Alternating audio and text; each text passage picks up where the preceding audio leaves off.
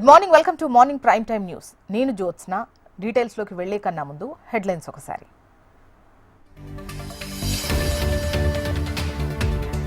Tuni municipal vice chairman ఎన్నికపై ఉత్కంఠ. Vice chairman పదవి కోసం వైసీపీ టీడీపీ పోటాపోటీ.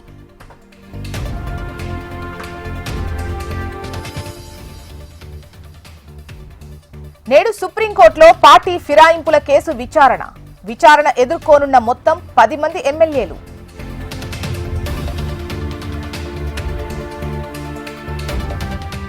తెలంగాణలో కొత్త రేషన్ కార్డుల జారీకి రంగం సిద్ధం.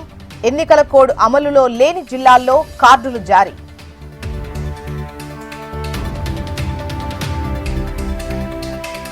కృష్ణా జిల్లాలోని అనాథాశ్రమంలో చెలరేగిన మంటలు.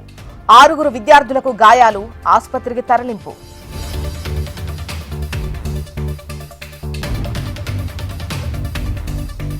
కాసేపట్లో విజయవాడ జైలుకు వైఎస్ జగన్. మాజీ ఎమ్మెల్యే వల్లభనేని వంశీతో మిలాఖత్.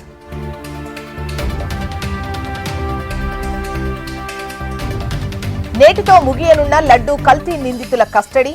సాయంత్రం నిందితులను కోర్టులో హాజరుపరిచే ఛాన్స్.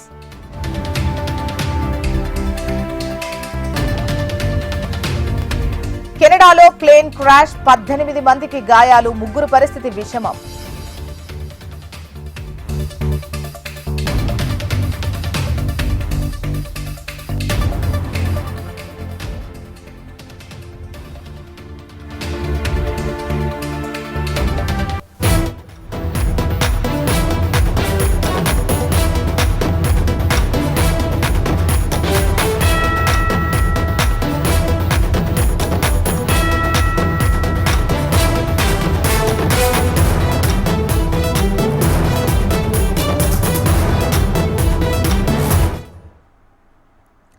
ఇవాళ సుప్రీంకోర్టులో పార్టీ ఫిరాయింపుల కేసు విచారణ జరగనుంది. తెలంగాణలో బీఆర్ఎస్ ను వీడి కాంగ్రెస్ లో చేరిన 10 మంది ఎమ్మెల్యేలు విచారణ ఎదుర్కోనున్నారు.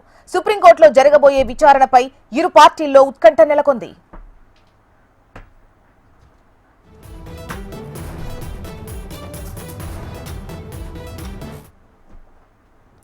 గత విచారణ సమయంలో పార్టీ మారిన ఎమ్మెల్యేలపై ఎప్పటిలోగా స్పీకర్ నిర్ణయం తీసుకుంటారో చెప్పాలని సుప్రీంకోర్టు ప్రశ్నించగా స్పీకర్ను అడిగి చెబుతామన్నారు అసెంబ్లీ తరపు న్యాయవాది.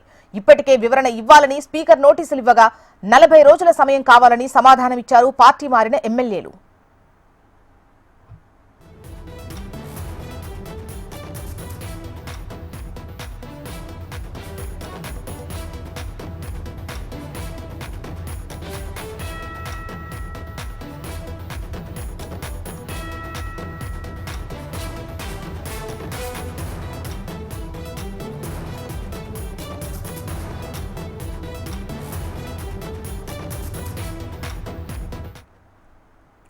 ఇవాళ సుప్రీంకోర్టులో పార్టీ ఫిరాయింపుల కేసు విచారణ జరగనుంది.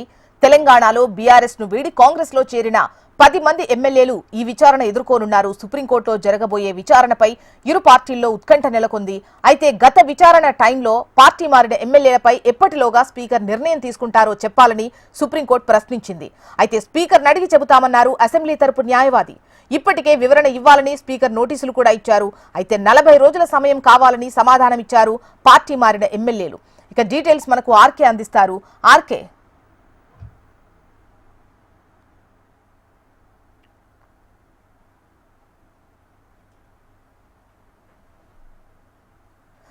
వినిపిస్తోందా? ఇవాళ సుప్రీంకోర్టులో పార్టీ మారిన ఎమ్మెల్యేలకు సంబంధించి విచారణ జరగబోతున్నట్లుగా తెలుస్తోంది. డీటెయిల్స్ ఎలా ఉన్నాయి ఆర్కే?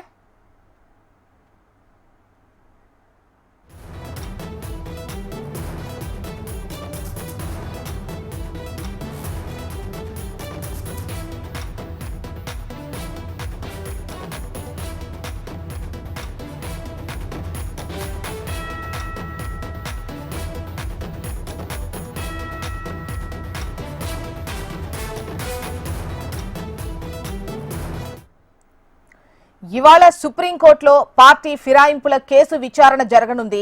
తెలంగాణలో బీఆర్ఎస్ ను వీడి కాంగ్రెస్ లో చేరిన 10 మంది ఎమ్మెల్యేలు విచారణ ఎదుర్కోనున్నారు. సుప్రీంకోర్టులో జరగబోయే విచారణపై ఇరు పార్టీల్లో ఉత్కంఠ నెలకొంది.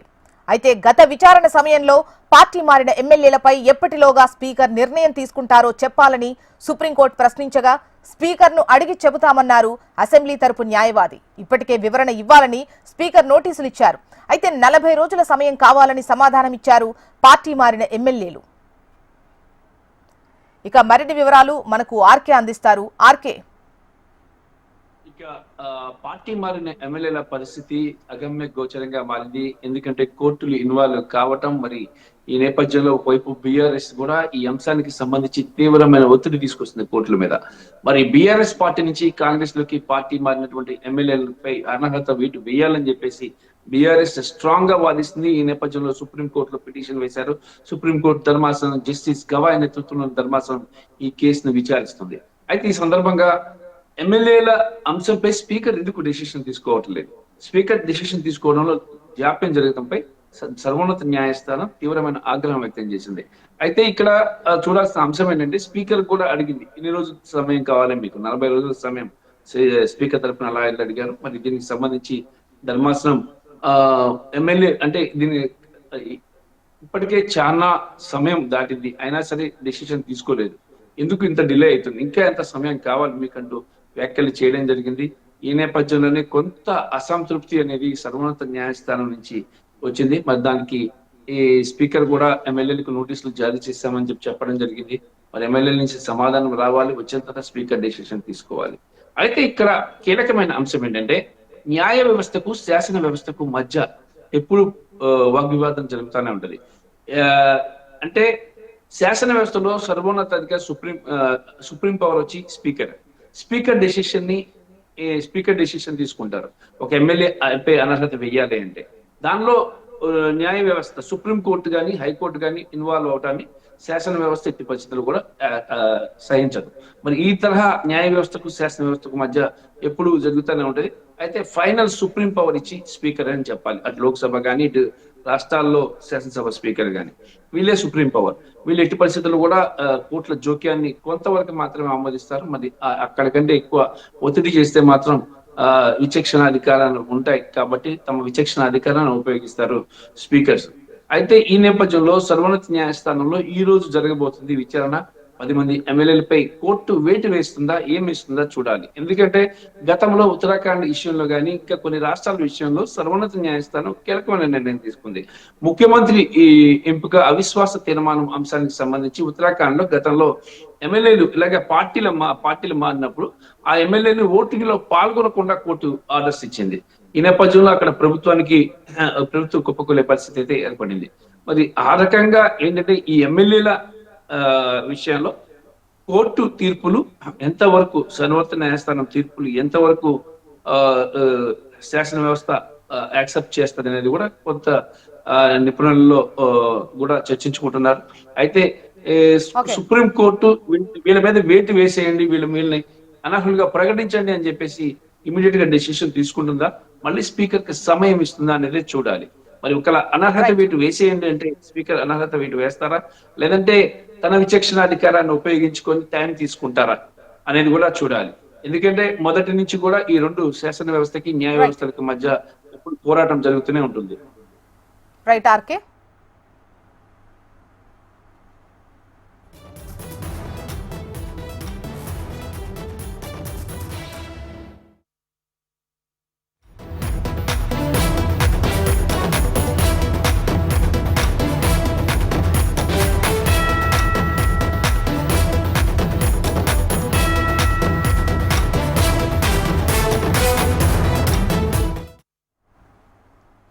కాకినాడ జిల్లా తుని వైస్ చైర్మన్ ఎన్నికపై ఉత్కంఠ కొనసాగుతోంది. మున్సిపల్ వైస్ చైర్మన్ ఎన్నిక నిన్న జరగాల్సి ఉండగా కోరం లేక ఇవాల్టికి వాయిదా పడింది. మరోవైపు చలో తునికి వైసీపీ పిలుపునిచ్చింది. తునిలో రాజకీయ ఉద్రిక్తతల నేపథ్యంలో 144 సెక్షన్ అమలులో ఉంది. బయట వ్యక్తులను పోలీసులు తునిలోకి అనుమతించడం లేదు. ముఖ్య నేతలపై పోలీసులు ఫోకస్ పెట్టారు. కౌన్సిలర్లకు రక్షణ కావాలంటే పోలీసులను సంప్రదించాలని సూచించారు. మాజీ మంత్రి దాడిశెట్టి రాజాపై పలు సెక్షన్ల కింద కేసులు నమోదు చేశారు. వైసీపీ కౌన్సిలర్లను నిర్బంధించి ఓటు వేయకుండా అడ్డుకున్నారని, రామలింగేశ్వరరావు అనే వ్యక్తిపై దాడి చేశారని కేసులు నమోదు చేశారు. ఏ క్షణమైనా దాడిశెట్టి రాజాను అరెస్ట్ చేసే ఛాన్స్ ఉండడంతో తునిలో ఉద్రిక్తత కొనసాగుతోంది. ప్రస్తుతం తునిలో సిచ్యువేషన్ ఎలా ఉంది ఏంటి అన్న వివరాలు మనకు చిరంజీవి అందిస్తారు. చిరంజీవి. కృష్ణ, ఇప్పుడు కాకినాడ జిల్లా తునిలో వైస్ చైర్మన్ ఎన్నిక రాజకీయంగా రసవత్తంగా మారిందనే చెప్పొచ్చు. ముఖ్యంగా చూసుకున్నట్లయితే కనుక గత 2 సార్లు 3 సార్లుగా వరుసగా వాయిదా పడుతూ వచ్చింది చైర్మన్ ఉప చైర్మన్ ఎన్నిక. అయితే ఈ రోజు నిన్న రాజకీయ నాటకీయంగా కూడా ఇటు వైసీపీ కౌన్సిలర్లు ఎవరైతే చైర్మన్ ఉన్నారో వారి ఇంట్లోనే నిర్బంధించారంటూ కూడా టీడీపీ నాయకులు ఆరోపించడం జరిగింది. అయితే ప్రస్తుతం వైసీపీ నుంచి ఒక 10 మంది కౌన్సిలర్లు టీడీపీకి మద్దతు ఇవ్వడంతో ఇంకొక 4 సభ్యులు కనుక టీడీపీకి మద్దతు ఇస్తే కనుక వైస్ చైర్మన్ ఎన్నిక లాంఛనీయం అవుతుంది. అయితే ఇప్పటికే ఇటు Peddapuram division Tuni urban local body vice chairman ఎన్నిక సందర్భంగా ప్రస్తుతం బిఎన్ఎన్ఎస్ 163 క్లాస్ 2 సెక్షన్ అమలు చేస్తున్నారు. ఎటువంటి సభలు సమావేశాలు కానీ పెట్టకూడదని అయితే కలెక్టర్ ఇప్పటికే కాకినాడ జిల్లా కలెక్టర్ ఆదేశాలు జారీ చేయడం జరిగింది. అయితే వైసీపీ మాజీ ఎమ్మెల్యే దాడిశెట్టి రాజా ఈ రోజు తునిలో ఏదైతే పిలుపునిచ్చారో స్థానిక నేతలందరూ కూడా తుని రావాలని పిలుపునివ్వడం జరిగింది. దీంతో కొంతమంది ముందుగానే హౌస్ అరెస్టులు చేయడం జరిగింది. ఇప్పుడు ప్రస్తుతం ముద్రగడ కూడా తుని చేరుకుంటారు అని సమాచారం అందడంతో ముద్రగడను కూడా హౌస్ అరెస్ట్ చేయడం జరిగింది. ఇటు తూర్పుగోదావరి జిల్లా వైసీపీ యువ నాయకుడు జక్కంపూడి గణేష్ కూడా తుని వెళ్తారనే ముందస్తు సమాచారం అందడంతో పోలీసులు జక్కంపూడి గణేష్ ను కూడా హౌస్ అరెస్ట్ చేశారు. అయితే ఇప్పుడు రాజకీయంగా వైస్ చైర్మన్ ఈ ఉప ఎన్నిక ఏమవుతుందన్న దానిపై కూడా సర్వత్రా ఆసక్తి నెలకొంది. చూసిన రైట్ చిరంజీవి.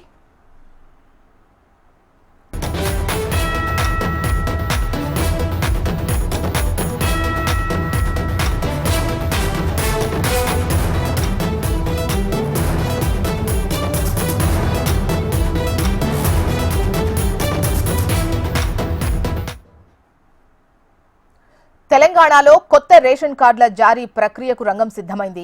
పలు జిల్లాల్లో ఎన్నికల కోడ్ అమలులో ఉన్నందున కోడ్ లేని జిల్లాల్లో కార్డుల జారీని వెంటనే ప్రారంభించాలని తెలంగాణ సీఎం రేవంత్ రెడ్డి అధికారులను ఆదేశించారు. కోడ్ ముగిసిన తర్వాత మిగిలిన జిల్లాల్లోనూ జారీ చేయాలని సూచించారు. రేషన్ కార్డుల కోసం ప్రజాపాలన, గ్రామ సభలు, మీ సేవా కేంద్రాల ద్వారా దరఖాస్తులు చేసుకోవచ్చు. అయితే వచ్చిన అప్లికేషన్స్ ను స్పీడ్గా పూర్తి చేయాలని సీఎం రేవంత్ రెడ్డి ఆదేశించారు.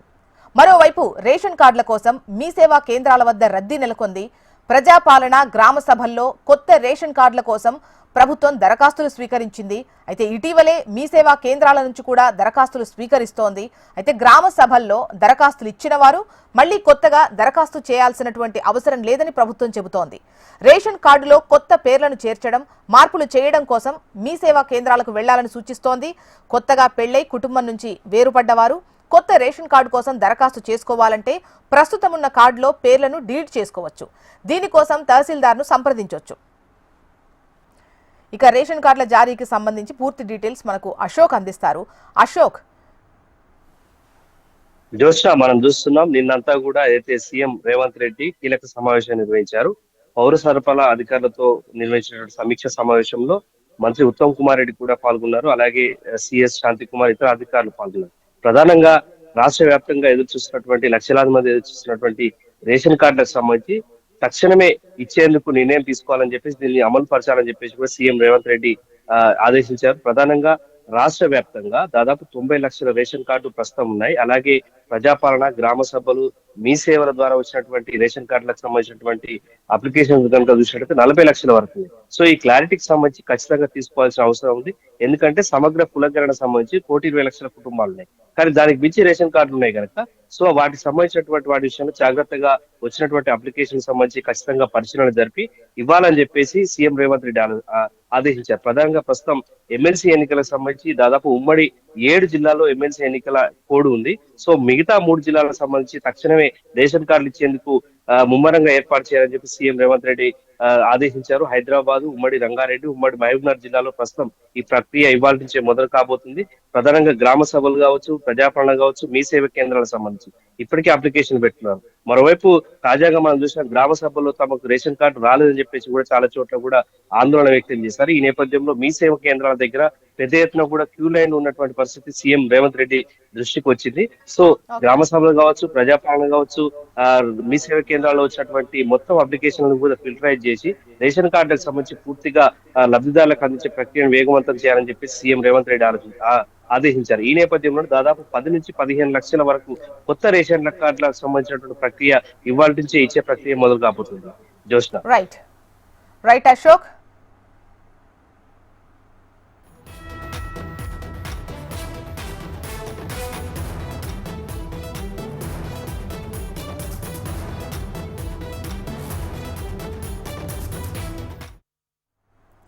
తెలంగాణలో కొత్త రేషన్ కార్డుల జారీ ప్రక్రియకు రంగం సిద్ధమైంది. పలు జిల్లాల్లో ఎన్నికల కోడ్ అమలులో ఉన్నందున కోడ్ లేని జిల్లాల్లో కార్డుల జారీని వెంటనే ప్రారంభించాలని తెలంగాణ సీఎం రేవంత్ రెడ్డి అధికారులను ఆదేశించారు. కోడ్ ముగిసిన తర్వాత మిగిలిన జిల్లాల్లోనూ జారీ చేయాలని సూచించారు. రేషన్ కార్డుల కోసం ప్రజాపాలన, గ్రామ సభలు, మీ సేవా కేంద్రాల ద్వారా దరఖాస్తు చేసుకోవచ్చు. అయితే వచ్చిన అప్లికేషన్స్ ను స్పీడ్గా పూర్తి చేయాలని సీఎం రేవంత్ రెడ్డి ఆదేశించారు. మరోవైపు రేషన్ కార్డుల కోసం మీ సేవా కేంద్రాల వద్ద రద్దీ నెలకొంది. ప్రజాపాలన, గ్రామ సభల్లో కొత్త రేషన్ కార్డుల కోసం ప్రభుత్వం దరఖాస్తులు స్వీకరించింది. ఇటీవలే మీ సేవా కేంద్రాల నుంచి కూడా దరఖాస్తులు స్వీకరిస్తోంది. అయితే గ్రామ సభల్లో దరఖాస్తు ఇచ్చిన వారు మళ్లీ కొత్తగా అప్లై చేయాల్సినటువంటి అవసరం లేదని ప్రభుత్వం చెబుతోంది. రేషన్ కార్డులో కొత్త పేర్లను చేర్చడం, మార్పులు చేయడం కోసం మీ సేవా కేంద్రాలకు వెళ్లాలని సూచిస్తోంది. కొత్తగా పెళ్లై కుటుంబం నుంచి వేరుపడ్డవారు కొత్త రేషన్ కార్డు కోసం దరఖాస్తు చేసుకోవాలంటే ప్రస్తుతం ఉన్న కార్డులో పేర్లను డిలీట్ చేసుకోవచ్చు. దీనికోసం తహసీల్దార్లను సంప్రదించవచ్చు.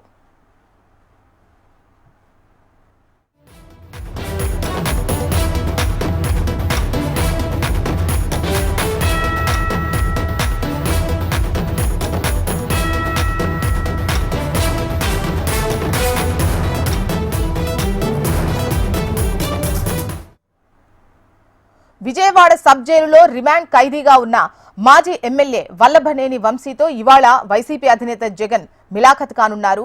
జగన్ వెంట పార్టీ శ్రేణులు సబ్ జైలు వరకు వెళ్లనున్నారు. వంశీతో జగన్ భేటీ అయి ధైర్యం చెప్పనున్నారు. ఆ తర్వాత వంశీ అరెస్టుపై స్పందించే ఛాన్స్ ఉంది. వ్యక్తి కిడ్నాప్ కేసులో వల్లభనేని వంశీని విజయవాడ కృష్ణలంక పోలీసులు అరెస్ట్ చేశారు. కోర్టు రిమాండ్ విధించడంతో విజయవాడ సబ్ జైలుకు తరలించారు. బెయిల్ కోసం విజయవాడ ఎస్సీ/ఎస్టీ కోర్టులో వంశీ పిటిషన్ దాఖలు చేశారు. పోలీసులు మాత్రం వంశీకి బెయిల్ ఇవ్వొద్దని కోర్టును కోరారు. మరింత విచారణ జరగాల్సి ఉన్నందున వంశీని కస్టడీకి ఇవ్వాలని కోరుతున్నారు. మరోవైపు మరో 2 కేసుల్లో పీటీ వారెంట్లు రెడీ చేస్తున్నారు. ఈ నేపథ్యంలో వంశీతో జగన్ మిలాఖత్ చర్చనీయాంశంగా మారింది. మరోవైపు వల్లభనేని కేసులో సత్యవర్ధన్ ఇచ్చినటువంటి స్టేట్మెంట్ పై సర్వత్రా ఉత్కంఠ నెలకొంది. విజయవాడ కోర్టులో స్టేట్మెంట్ రికార్డ్ చేశారు.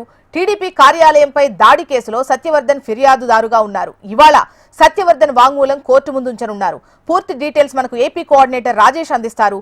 రాజేష్. జోస్నా, ఈరోజు విజయవాడ జిల్లా జైల్లో మాజీ ముఖ్యమంత్రి జగన్మోహన్ రెడ్డి వంశీని పరామర్శించినారు. అయితే ములాఖత్లో ప్రధానంగా వంశీని ఇటీవల వ్యక్తి కిడ్నాప్ కేసులో పోలీసులు అరెస్ట్ చేసి రిమాండ్కి తరలించారు. రిమాండ్ తరలించిన నేపథ్యంలో జగన్మోహన్ రెడ్డి పార్టీలో పనిచేసిన వంశీపై కక్ష సాధింపు చర్యలు చేసింది ప్రభుత్వం. అందుకే తప్పుడు కేసులు నమోదు చేశారని ఇప్పటికే వైసీపీ దుమ్మెత్తి పోస్తున్నప్పుడు కూడా వాస్తవాలకి ఎవరైతే ఫిర్యాదుదారుడు ఉన్నాడో అతన్ని బెదిరించి వంశీ ఇబ్బంది పెట్టేసి హత్య చేస్తానని కూడా చేశారనేసి నిన్న కోర్టులో కూడా సత్యవర్ధన్ అతని విచారణలో కోర్టుకు మేజిస్ట్రేట్కి తెలిపారు. అయితే పూర్తి స్థాయిలో చూసుకుంటే ఈ కేసులో అరెస్ట్ అయిన వంశీని ఏదైతే ఉందో వంశీకి బెయిల్ ఇవ్వాలని కోరుతున్నప్పుడు కూడా పోలీసులు ఎట్టి పరిస్థితుల్లో బెయిల్ ఇవ్వడానికి లేదు. కస్టడీకి ఇస్తే మరికొన్ని విట్నెస్లు సహకరిస్తాము, బలమైన ఆధారాలు వంశీకి దగ్గరే ఉన్నాయి, 10 రోజుల పాటు కస్టడీకి ఇవ్వాలని పోలీస్ కస్టడీకి కోరుతున్నారు. ఏదే పోలీస్ కస్టడీ కోరటంతో పాటు గతంలో 2 కేసుల్లో ముద్దాయిగా ఉన్న వంశీకి పీటీ వారెంట్లు కూడా జారీ చేసే పనిలో పోలీసులు ఉన్నారు. పూర్తి స్థాయిలో చూసుకుంటే ఈ కేసులో వ్యవహారంలో టెక్నాలజీ ద్వారా ఈ వంశీ ఏమేం పనులు చేశాడు, ఏ విధంగా ఇబ్బంది పెట్టాడు, అదేవిధంగా సత్యవర్ధన్ ఎక్కడికి తీసుకెళ్లారు, ఎక్కడి నుంచి ఎక్కడికి మార్చారు, ఎలా అతన్ని భయపెట్టారు అనే అంశాల మీద పూర్తి స్థాయిలో ఆధారాలను పోలీసులు సేకరించే పనిలో ఉన్నారు. వంశీ హైదరాబాద్లో నివసించే వంశీ ఇంట్లో కూడా ఇప్పటికే సోదాలు చేసి అక్కడ ఉన్న సీసీ కెమెరాల్లోని ఫుటేజ్ని కూడా కొంత తీసుకున్నారు. అక్కడికి ఎవరెవరు వచ్చారు, ఎవరెవరు వెళ్ళారు, ఏ ఏ టైంలో వచ్చారనే అంశాలు వీడియో ఫుటేజ్ని కూడా సేకరించారు. దీంతో పాటు విశాఖపట్నంలో ఈ ఫిర్యాదుదారుడు ఎవరైతే సత్యవర్ధన్ బెదిరించి నిర్బంధించారో ఆ ఇంటి దగ్గర ఉన్న వీడియో ఫుటేజ్ని కూడా పూర్తి స్థాయిలో సేకరించారు. ఈ క్రమంలో మాజీ ముఖ్యమంత్రి జగన్మోహన్ రెడ్డి జైల్లో కలిసి భరోసా ఇచ్చి తనకు పార్టీ అండగా ఉంటుందనే భరోసా ఇవ్వబోతున్నారు. ఈ అనంతరం మీడియాతో కూడా సమావేశం కాబోతున్నారు. చూస్తున్నారు. రైట్ రాజేష్.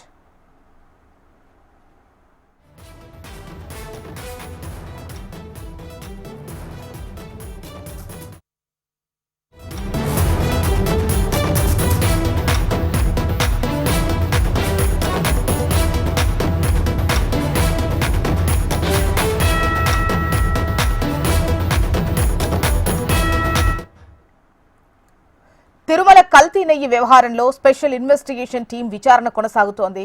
ఇప్పటికే 4 నిందితులను 5 రోజుల కస్టడీకి తీసుకుని విచారిస్తున్న సిట్ 4 రోజుల విచారణలో కీలక విషయాలు రాబట్టింది.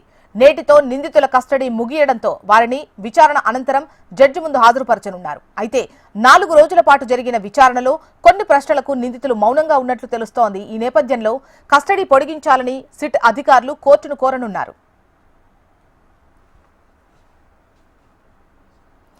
ఇక మరిన్ని వివరాలు మనకు రాము అందిస్తారు. రాము, చెప్పండి, తిరుమల కల్తీ నెయ్యి వ్యవహారానికి సంబంధించి సిట్ అధికారులు మరింత కస్టడీ పొడిగించాలని నిందితుల కోసం అని చెప్పేసి అంటున్నట్టుగా తెలుస్తోంది. డీటెయిల్స్ ఎలా ఉన్నాయి? Thank you Jyotsna. ఈ యొక్క తిరుమల శ్రీవారికి సంబంధించినటువంటి నెయ్యి కల్తీ వ్యవహారంలో కూడా అనేక కీలక మార్పులు చోటు చేసుకుంటున్నాయి. దీనికి సంబంధించి వీళ్ళకి 4 నిందితులు ఎవరైతే ఉన్నారో వాళ్ళందరికీ కూడా 14 నుంచి 18వ తేదీ వరకు కూడా సిట్ అధికారులు వాళ్ళందరినీ తీసుకొని ప్రత్యేకంగా వాళ్ళని ఒక్కొక్కరిని ఒక్కొక్క గదిలో ఉంచి సెక్యూరిటీతో కూడా విచారణ చేసినట్లు మనకు సమాచారం అయితే ఉంది. అంటే ఇవాళ వాళ్ళు తీసుకున్నటువంటి కస్టడీ ఏదైతే ఉందో నేటితో ముగియనున్నటువంటి పరిస్థితి కనపడుతుంది. ఇప్పటికే వారికి పూర్తిగా కూడా వైద్య పరీక్షలు నిర్వహించారు. వాళ్ళని ఇవాళ మళ్ళీ కోర్టు ముందుకి సబ్మిట్ చేయబోతున్నారు. అయితే మొత్తం మీద జరిగినటువంటి ఈ యొక్క కల్తీ నెయ్యి వ్యవహారం ఏదైతే ఉందో ఈ యొక్క వ్యవహారానికి సంబంధించి మనం చూసుకున్నట్టయితే ఈ యొక్క సిట్ కార్యాలయం వద్ద ప్రతి ఒక్కరిని కూడా పూర్తిగా క్షుణ్ణంగా కూడా విచారణ చేసినట్టు మనకు ఆ తేట తెల్లమవుతుంది. అయితే ఇవాళ పూర్తిగా వీళ్ళు తీసుకున్నటువంటి కస్టడీ పూర్తిగా కూడా ఇవాళతో కూడా లాస్ట్ కాబోతుంది. దీనికి సంబంధించి 4 ఖైదీలు ఎవరైతే ఉన్నారో ఈ యొక్క బోలేబాబా ఆర్గానిక్ డైరీ డైరెక్టర్, అదేవిధంగా Vipin Jain, Komil Jain, Vaishnavi dairy farm CEO Apoorva Vinay Kant Chawla, తమిళనాడులో ఉన్నటువంటి డిండిగల్లో ఉన్నటువంటి AR dairy managing director Rajasekhar, వీళ్ళందరినీ కూడా ఇప్పటికే పూర్తిగా కూడా వాళ్ళ దగ్గర నుంచి అనేక వీడియోలు కూడా ముందు పెట్టి వాళ్ళకి కావాల్సినటువంటి సమాచారాన్ని సిట్ అధికారులు ఇప్పుడు వరకు కూడా ఆరా తీసినట్లు మనకు తెలుస్తుంది. అయితే కొంత మేరకు వీళ్ళు పూర్తి సమాచారం ఇవ్వలేదు. ఈ సమాచారానికి సంబంధించి పూర్తిగా కూడా మరో జడ్జి గారి దగ్గరికి వెళ్ళిన తరువాత మరో కొన్ని రోజులు వీళ్ళు కస్టడీ కావాలని జడ్జి గారిని యొక్క సిట్ అధికారులు కోరేటువంటి పరిస్థితి కనపడుతుంది జ్యోత్స్న. అయితే AR dairy MD doctor Rajasekhar, Bholebaba director Swamiji, Vaishnavidevi CEO Apoorva చావ్డాలు 5 రోజులు కస్టడీ కూడా ఇవాళ మంగళవారం సాయంత్రానికి పూర్తిగా కూడా ముగిసేటువంటి పరిస్థితి కనపడుతుంది. రుయాలో వైద్య పరీక్షల అనంతరం వారిని తిరిగి జడ్జి ముందు కూడా ప్రవేశపెట్టేటువంటి పరిస్థితి కనపడుతుంది. విచారణకు సక్రమంగా సహకరించకపోవడంతో మరిన్ని రోజులు విచారణకు అనుమతి కోరే విధంగా కూడా జడ్జిని వీళ్ళు కోరేటువంటి సిచ్యువేషన్ అయితే మనకు కనపడుతుంది. అయితే మొత్తం మీద ఉత్తరాఖండ్లో ఉన్నటువంటి బోలేబాబా ఈ యొక్క డైరీ ఫారంలో సేకరించిన కొన్ని ఆధారాలకు సంబంధించిన వీడియోలను కూడా కాల్ చూపించి వివరాలు రాబట్టేటువంటి ప్రయత్నం అయితే చేశారు. ఎట్టి పరిస్థితుల్లో కూడా వాళ్ళు కొన్ని విషయాలను మటుకే పూర్తిగా కూడా గోప్యంగా ఉంచినట్టు కూడా మనకు తెలుస్తుంది. దీనికి సంబంధించినటువంటి డైరీకి సంబంధించినటువంటి పూర్తి వ్యవహారాలు ఏవైతే రాము.